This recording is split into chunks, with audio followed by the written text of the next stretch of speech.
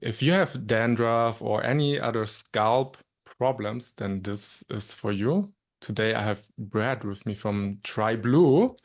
And yeah, Brad, welcome and thank you for being here with us. Thanks for having me, Christoph. Yeah, so you created this outlandish shampoo alternative called Blue. Like, how did you get into creating it? Yeah, what's the story? Sure. Yeah, I can start at the beginning. Basically, I've been interested in health and nutrition for a long time, over 10 years. Are you drinking orange juice? Nice, Yeah, I'm drinking orange juice too. cheers. Well done, cheers. So I've been interested for a long time. I'm a very avid reader. So I had, like 10 years ago, read books like Good Calories, Bad Calories by Gary Taubes, and just started to develop a perspective on nutrition and health. Um, and let's see, I guess things started really increasing for me about 4 years ago. I had a family member who was diagnosed with like a serious illness. She was basically told by doctors that it was very likely she would go blind within 10 years, and there's very little she could do about it. Um, and so my response was just to start researching it rather than, like supporting her emotionally or anything like that. I was like, no, I'm just going to research this. And I ended up finding a book that where the author had said, there's a, he believed he understood the etiology of this disease. He understood how to find a cure. And it was basically, it had to do with lifestyle changes, nutrition changes. And I got in touch with the author, and he basically said that 95% of the people who followed this advice didn't have recurring issues. And he was also an ophthalmologist, so he was a doctor and a professor, Mm, things like that. So he was well credentialed, and I'd read his book and watched his presentations. It's Dr. Chris Knob, and I'm talking about age-based macular degeneration. Um, anyway, we ended up adopting this, and after I guess a year or two, it was clear that the disease wasn't progressing. And so that kind of lit me on fire in terms of realizing that a lot of what is done in the conventional medical world and conventional medical beliefs could be incomplete for a lot of diseases. So I wanted to interrogate this myself, investigate myself. And I realized, like, since I don't have a medical background and I don't, I studied math and computational neuroscience, and I did study biology a bit. So I can read papers and I can understand, from like a logic and reasoning perspective, what's going on, but I don't have credentials. I don't have a PhD. I don't have an MD. And so I was thinking the way I could really make progress independently is by taking my own medical issues and sourcing from the literature, doing a broad-based literature search, and experimenting on myself to kind of evaluate whether certain areas were more fruitful than others. Because if you go into the nutrition biology world, you're going to get, so many contradictory and conflicting theories.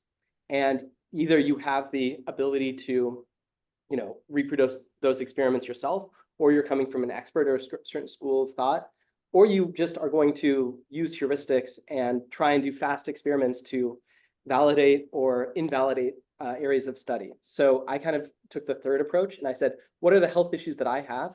And I'm going to source from this huge compendium of research that's out there, cheap, fast experiments that I can do on my own independently.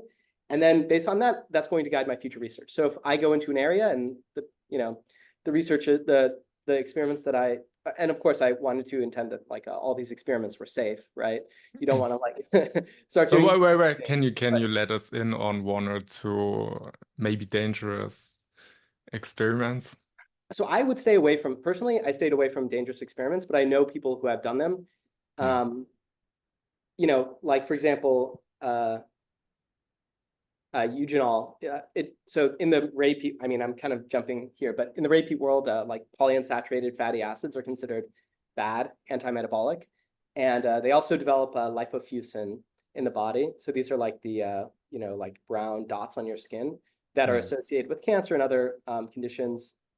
And I know somebody who found out that eugenol, which is basically a clove kind of minty, it's used as wood lacquer. It also dissolves sorry, it's used to dissolve wood lacquer. it also dissolves polyunsaturated fatty acids. So I know a guy who just found this out and immediately started taking large doses of eugenol. And it dissolved the PUFA in his body, but like his kidneys couldn't process it. His liver couldn't process it very quickly, and it's toxic to the liver.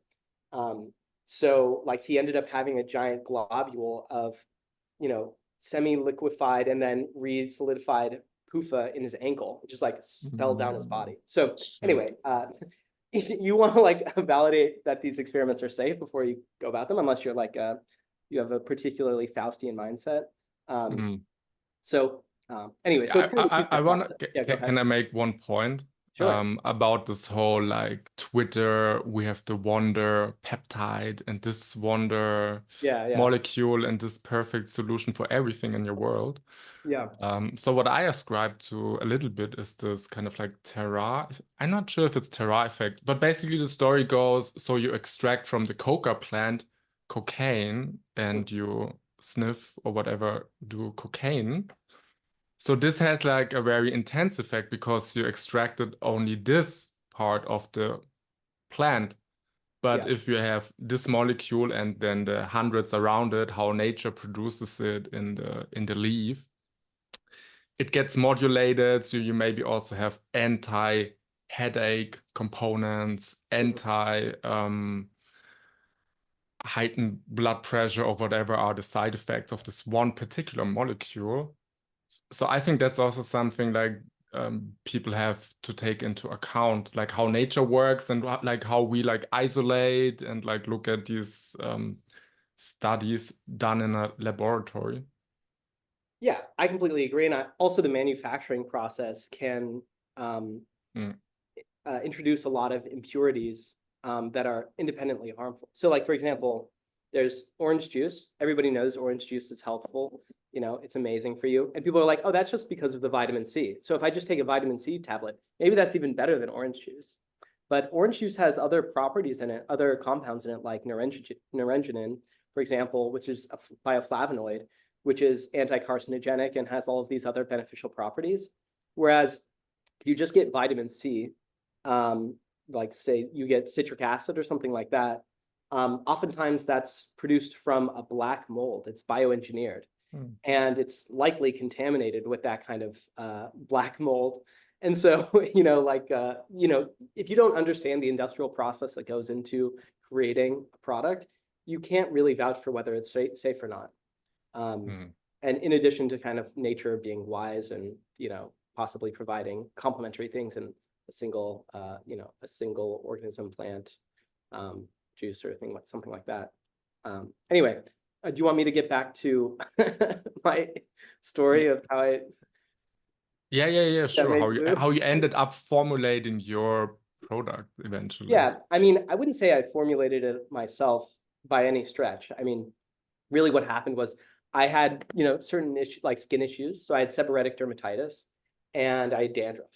So these were like not huge health problems, but I was like, you know what, I'm going to use these as a way to conduct experiments because I can get quick feedback. I can try something for 2 weeks, see if it works. If it doesn't work, then I'm just not going to read that author anymore. And if it does work, I'm going to go deeper. So the first thing I tried was my seborrheic dermatitis. And I read Peat was like a big inspiration that sort of came out of my research into age-based macular degeneration, since he was an early author talking about the dangers of seed oils and polyunsaturated fats. And so I was reading his stuff, and I found just somewhere in some article, and a lot of these articles I was reading without fully grasping them or understanding them, but I found some fragment of an email he responded to or an article where he said that if you have a skin problem, oftentimes it's due to a deficiency in vitamin A. And I said, oh, that's interesting. I haven't heard that before. Typically, if you have seborrheic dermatitis in the US, you're basically told to get a topical steroid. And topical steroids do tend to work. They you know, eliminate the problem, but the problem will come back. And repeated use of steroids can lead to skin thinning. They can also lead to hypercapillarization. So like lots and lots of capillaries that could be interpreted as the disease itself, leading to like this feedback loop of you applying more and more and stronger, you know, cortisols to your skin and like more and more hypercapillization. It's called red skin syndrome. And some people with really bad skin conditions get it. So it's not really like a solution. It doesn't treat the, root cause. And, reading his work, it's like, oh, maybe just topical vitamin A could be a possible solution. So I tested it out. I tried, I got topical vitamin A. It's really easy to find, retinol. And I mixed it with a little bit of water. It's an oily substance. I mixed it with the water and I applied it to my problem areas. And that was 4 years ago, 3-4 years ago. And I have never had issues since. So I just regularly do that. Or if I noticed, getting a little bit of chappiness or redness, I just apply topical retinol. It worked like completely. Yeah, you didn't have to Completely worked. feel into Like, the effects. Like it was like, yeah, like the effects completely went away, and I never have had to use, cortisone again. And so I was like, why did my dermatologist not tell me about this? And then it also allowed me to validate, like, Ray Peat, maybe he knows what he's talking about. And so I looked more for dandruff stuff. And dandruff and, seborrheic dermatitis are maybe not that different. Now I've done a lot of research, and I think I can characterize most dandruff cases. And some of them have the same origin causes as seborrheic dermatitis. But anyway, I looked into his stuff, and I was talking to one of his acolytes. His name is Danny Roddy. He did a lot of interviews with Ray. He's written widely, and he's a really good, like, Ray Peat, explainer. And what Danny Roddy recommended is putting aspirin in water, and then allowing it to dissolve, and then putting that on your scalp. And so I tried doing that. And within a few applications, it had eliminated my dandruff. And typically when you go to a dermatologist, you say, I have dandruff, they give you like an antifungal shampoo. And it is true that in some cases it's caused by a fungal infection, but there's other cases where it's not caused by a fungal infection. And what aspirin does is it addresses multiple causes at one time. So one thing is aspirin is antimicrobial. So it'll reduce your likelihood of contracting fungal infections, bacterial infections, et cetera. But the other thing is it's anti-inflammatory. And a lot of the time, chronic inflammation drives dandruff. And there's other possible causes, but I'd like to think that the three main causes of dandruff are, chronic inflammation, a vitamin deficiency, like the vitamin A deficiency I described before. It could be a vitamin A, vitamin D, or vitamin K2 deficiency, typically. And some kind of microbial infection or chronic inflammation, or microbial infection leading to chronic inflammation, or a general, like, thyroid issue. And these are all, I mentioned these like three main things, but they all kind of relate into one another. Like, if you look at it from a holistic perspective, if you have an infection, your body's going to respond with inflammation, and then that can lead to your body using a lot of nutrients, for example, and then having a nutritional deficiency. Or if you have chronic inflammation, it could lead to thyroid issue, and then your oxidative metabolism in that area, might be limited, and so you need to restore the oxidative metabolism. So the idea behind Bloo is, it started with just aspirin and some baking soda, which dissolves the aspirin, so it's more soluble in water. But then we added a bunch of other ingredients that all kind of work together synergistically to support your metabolism on a cellular level and fight microbial infections, microbial diseases. So I can go into the ingredients and how they work, or I can just kind of provide that high level perspective. It's up to you. So yeah, I would be interested, or maybe you can also show it. Do you have it? Here's some Bloo. Ooh, I got back. There's Bloo and there's Blue-less. One contains methylene blue and the other one doesn't. But other than that, they have all the same ingredients. So you can see here all the ingredients and the amount of the ingredients. So this is everything that's in it. We don't have any fillers. We don't have any like anti-caking agents. It's just this. So you could really buy this yourself and you could make it. And if you wanted to do it without getting all the ingredients, if you just do the salicylic acid, which is very similar to aspirin, or aspirin and baking soda, that should get you, probably 70% of the effect. So a lot of people who reach out to me, they're like, you don't sell in my country. I just tell them to go to the store and get some aspirin tablets and baking soda and make it themselves. And that helps a lot of people. That works for a lot of people. So, okay. So anyway, do you want me to show you how to make it? Sure. Okay, great.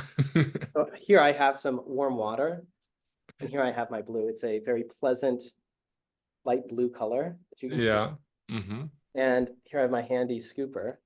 And what you do is you just scoop a little bit of the powder into the water, and you'll see it's fizzing up. Fizzes up, Mm-hmm. Mm-hmm. and it turns the water blue. So the blue is from the methylene blue. And So, the so what fizzing, is the methylene blue? Because like regular people listening to this, they might be wondering like, what is this? what is methylene blue? Yes. Methylene blue is one of the oldest pharmaceutical products, actually. I think it Mm. was developed in the 1800s as an industrial dye. And then somehow they found out that it was effective against malaria. And so that's how it started being used as like one of the first industrial, chemical pharmaceutical products. So you can see it's a very nice blue color. Initially used as a dye. The way it works is, so I said everything is, supposed to be working together synergistically to promote cellular respiration. So basically energy production at the cellular level. So how does methylene blue fit into that? Methylene blue, it has two-ish effects, but I'll just talk about one of them. Methylene blue is so there's have you ever heard of nitrous oxide, NO? Yes. Nitrous oxide is it's a vasodilator, right? And it's one of the things your body produces when it encounters stress. And you can see like in the development, so it'll increase vascularization, and it will also increase blood flow. But the downside is it binds to an enzyme called cytochrome C oxidase, which is an essential enzyme for oxidative phosphorylation. So your body at a cellular level has basically two pathways of producing energy. One is much older and produces less energy. And this is your glycolytic metabolism. So it just basically splits like glucose and it produces lactic acid. And it doesn't produce very much energy for that glucose. Go ahead. That's what we feel when we're like doing Exactly. exercises, but we can't like it's getting anaerobic. Like Exactly. So like that happens when your body doesn't have enough oxygen at like the tissue level. So and then there's oxidative phosphorylation. You can hear the oxygen. And that's like if you think of like a clean burning car, you're basically creating a controlled fire in your body, and that produces a lot more energy per molecule of glucose. But it's much more complicated and it's much more kind of finicky. So if your body is undergoing a stressful situation, it will oftentimes default back to this more primitive state of energy production where it does produce lactic acid. So like yeast, for example, has the same method of energy production. So anyway, nitrous oxide will bind to cytochrome C oxidase, and that creates basically a bottleneck in your energy metabolism where it can't go through oxidative phosphorylation. So this route of cellular respiration, cellular oxidation is completely blocked off. And there's really only two things that I know of that can unbind it. One is red light, interestingly, and the other is methylene blue. And what it'll do is it will separate the nitrous oxide from the cytochrome C oxidase and therefore open up that path. Now, this metabolism can get interrupted by other reasons, like it can get interrupted, like you said, there's not enough oxygen, can get interrupted if there's not good thyroid. But this is a key indicator for a lot of people. So anyway, that's why we have methylene blue in it. But for every ingredient, yeah, go ahead. So that the body can then like produce energy in a more smooth, more efficient way again. Yeah, just produce more energy. So if you imagine a city and like the power plant goes out, you're going to see all kinds of problems crop up that aren't necessarily obviously related to the power outage. Like somebody might die in the hospital and you can say, well, why'd they die in the hospital? It's like, well, power went out and that caused their respirator to stop working, which caused them to die. But it could cause like a completely separate problem in the separate part of town. I think when energy production in the body is interrupted, it can also cause a lot of seemingly unrelated problems. So there's a book called Hypothyroidism the unsuspected illness. And it talks about how there's just, so the thyroid hormone regulates energy production by and large, in addition to all kinds of other things. But it is, a core hormone in regulating energy production. And it talks about how there's dozens and dozens of symptoms that are related to hypothyroidism. You can have excess fatigue, but you can also have excess energy. And those are caused by the same root disease, which is, an underactive thyroid. So anyway, so basically the idea behind Bloo and the bioenergetic approach overall is if you get the energy production up, if you get your oxidative metabolism working well, your body might solve a lot of problems in ways that are more natural and more, more similar to the way it would, if it wasn't under strain. Like it might solve it in ways where if you just had sort of like some allopathic treatment that has side effects that might cause other problems down the road. So how can we unblock the body so that it is working normally, it's working naturally? Okay, so your shampoo, it's not only like a shampoo that helps like against dandruff and itchy scalp, and we don't put any like toxins onto our skin, which we then absorb. Yeah. But we put like an energy drink onto our like a side effect free energy drink. Well, listen, I'm not going to say anything is side effect free. And yeah. a lot of people have characterized it as an energy drink because if you look at the ingredients, nothing in it is toxic. And I think actually in general, you shouldn't be putting anything on your skin unless you would be willing to drink that thing. Because your skin, as you said, your skin is, the largest organ in your body, and it produces hormones and it is porous. So, when somebody, puts like a normal shampoo on their skin that they would never drink, that's basically, they're deluding themselves into thinking it's not getting into their body. There was a study done where people put on sunscreens, like and chemical sunscreens, and they were able to discern which type of sunscreen they put on by doing blood tests later on those same people. So these things are getting into your bloodstream, they're getting into your body if you put them on your skin.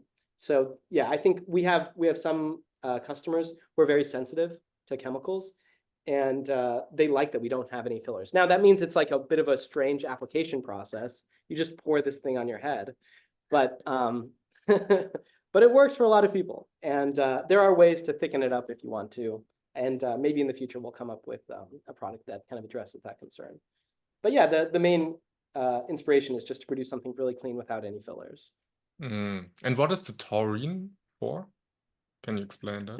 There are studies that show that taurine support follicle growth and development. So that's probably, metabolically active. And it's also just an essential amino acid that you're like, it's kind of like nutrition for your scalp.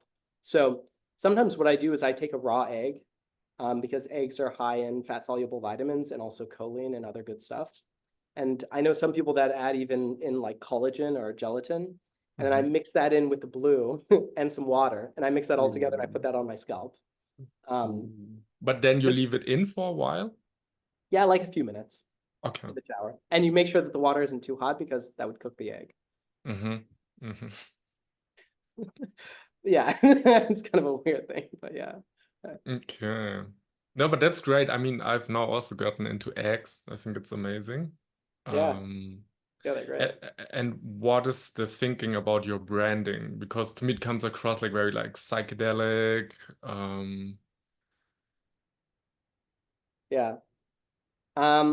So this is inspired by Ray Peat and William Blake. This is like, this guy is from a William Blake, like a William Blake drawing. And to me, it represents just like the natural flourishing of a person. It's kind of, it represents sort of like the ethos or the spirit of a person flourishing in a way that's unconstrained or unbounded. I don't know. I mean, the way you go into this kind of thing, the way at least I went into this thing, is you have to follow some sort of internal guidance system and in harmony with your, your conscience or your heart, in harmony with your rational faculties. So if you have all of those things working together and then I think, you can make amazing progress. And so we wanted something that kind of reflected that idea. Something that it's both spiritual and scientific. Yeah, I like that combination. I think that's the zeitgeist that we are in now and are entering more and more. Yeah. Yeah, I agree. I mean, because I think the flip side is scientific development without a conscience, without a heart. And you see that in the development of, like, I'd say that most of the pharmaceutical industry, there's rules, they're following improving shareholder value, they're following a certain rationalistic discourse of science where you have peer reviews, where you have, a hierarchy of evidence, a pyramid of, a veracity of evidence. You have certain institutions that enforce these norms. And yet it's a system that is incredibly destructive to individuals. At least in the US, we have hundreds of thousands of people who, go into medical bankruptcy every year. Like, they get cancer and then they lose all of their possessions. And it's like, clearly that's not a system that is being evaluated holistically. Not to mention all the iatrogenic deaths and medical errors that lead to infections and deaths in hospitals, which is just a huge amount of suffering. But like, if you look at the theory behind it, it's pristine, like it's pristine rationalism. You could imagine somebody who argued for it perfectly and could convince a computer that they're right. Yet the outcome is so catastrophic. So I think that's why, we are getting a taste of what technological progress and science, in the absence of some sort of overriding will or spirit or conscience, can create. And I think that,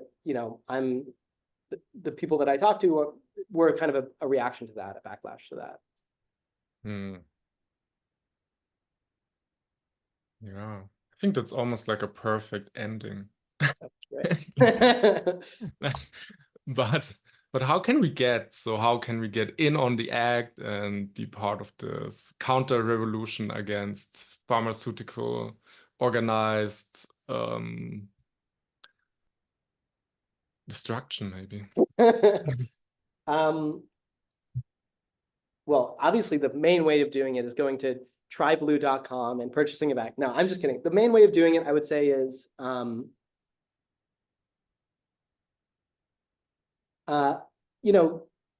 rejecting received authority and received wisdom, or questioning it, but just taking a moment. Like, if you hear something coming from mass media or institutions, I would take that with as much of a grain of salt as you would from like a random person coming off the street and telling you something. Not necessarily rejecting it out of hand, but kind of treating it with a measured distance, a measured skepticism. And then when evaluating a new topic for yourself, trying to incorporate sources or investigate sources that are decentralized, individual researchers that had been independently evaluating the subject and willing to share their work. So I think of Ray Peat as like a shining example of this. He had gotten a PhD from, the University of Oregon, and he had taught at universities, but he also had created his own school. And then he published a newsletter for 30 years and published books independently. And he would just spend all day reading biological textbooks and papers and trying to find authors that were overlooked, but probably right. Scientists who were overlooked and getting pushed out of the mainstream approved science discourse, but had really solid evidence, like like Albert St. Georgi, Otto Warburg, William F. Koch. He has a whole, he traced a golden thread of scientists whose work was being discarded, even though it had never been disproven.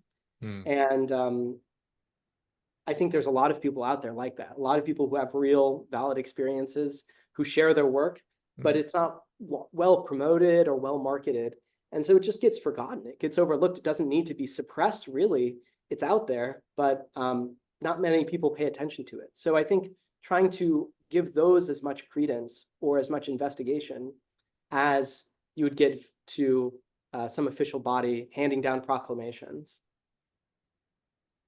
Okay. So how would you find for the lay person watching? Is there like a compendium or it's just Google or? Well, Google is like one of the worst. You know, like if I Mm, and Wikipedia is also one of the worst too. These are basically centrally controlled mm, information entities. So recommendations from friends, mhm, anecdotes from your personal life and experience, mhm, mhm, um, and then tracing bibliographies of people who are independent minded. There's mm, like certain, and then there's also certain like programs where these people are interviewed. So like looking more towards the network, like a human network. You can see an individual working on a project and mhm, devoting, years to it. That's a really good source, even if it's been debunked, even if it's been disproven. So like, for example, I'm doing some cancer research right now. And so I came up with a list of people like Max Gerson, like Royal Raymond Rife, mm, mhm, who at the time, like their work was very well received. And there's a lot of people who say, yeah, this is amazing. However, it was debunked and rejected by the American Cancer Society. So, and I'm not saying you want to be, complete reactionary and say the American Cancer Society is totally corrupt and they've never said anything right. It's just, why don't we treat these two sources on relatively equal footing? Could we design an experiment that would validate one or disprove the other? Could we investigate this more? Is it logically consistent and coherent? Does it yield a theory that can be tested? So I think, yeah, just taking a step back and patiently looking and keeping your ears open and eyes open for these sources. But if you just started with Ray Peat and looked into all of his references, he has 30 years of work. And he references hundreds of authors who in turn reference hundreds more authors mhm, and thousands of authors. So just reading and going through references and then keeping your ears open, asking people, mm, making friendships, and asking people their honest vibes. And then also keeping your eyes open for anecdotes, like what you personally observe. That's something that is very, very hard to control. And if you open your gates of perception, there's no, and then share that, you could reproduce all of science that way. You could reproduce mm, all of history that way. You just seeing what you see, trying to describe it in a relatively objective way or a way that seems true to you, and sharing it with others. That will bring you into a state of coherence with other people who are have a similar mindset. mm. Gates of perception is a very interesting term. And I think also for the more, manifestation-minded people out there, I also experience like once you try to understand more about a topic, you'll read a tweet somewhere, someone mentions it Yeah, while you pass them by in a coffee place or whatever. yeah, So things have their way of like coming at you from different angles yeah, if you're really interested in something. So I think we can really trust these processes as well. yeah, absolutely. And the more you are practice integrity, um, and demonstrate an interest in something and allow your mind and actions to be consonant with one another, the more synchronicities like this will pop up. So like Mm, what you're describing is like a meaningful coincidence or a synchronicity. Um, the period of time where I was developing Bloo and learning more about Ray, I would also, meditate on these things, like wonder, mm, is this really what I should be doing? I want to have somebody who is kind of professorial and can explain their reasoning, but also is separated from like a medical establishment. And I meditated that on a while, and then it did feel like things were pulling me in a certain direction. Like I see a name or see an article, and I would get a feeling that it was the right direction to go into before I read it. And so I'd say following that type of intuition and treating that as an indicator and a guide as much as your rational faculties as well. So, it's weaving all of these things together in a way that's holistic. And then I keep my perception open. So like, for example, when before we made a company, I just gave the recipe out to people. mhm, And I wanted a bunch of people to try it so they could tell me whether it worked for them. And the response was just amazing. And then somebody improved upon the recipe and then sent that to me. And that guy is now like the co-founder of the business. And then now I keep my ears open. So anytime somebody mentions Bloo or reaches out to me, I try and integrate that into my overall perception. And if they say there's a problem with it, I try and figure out how to solve that problem. So I think just that process of perceiving things and trying to integrate them and trying to improve things and acting with integrity, yeah, that will take you down a positive path, or it has taken me down a positive path. I think, yeah, I mean, I don't know about other people and their life experiences, but it's definitely been fruitful for me. Okay. Yeah, thank you for sharing. Like, I really like the story, actually. I think it's Great. very Yeah, thanks for inspiring. having Can me be on. I've never very done an interview like this before. okay. And it was a lot of fun. So I appreciate your time as well. Yeah. So everyone try bloo.com. Is that correct? Yeah, I'm gonna make a coupon code for your viewers. Okay. What is this podcast have a name, or?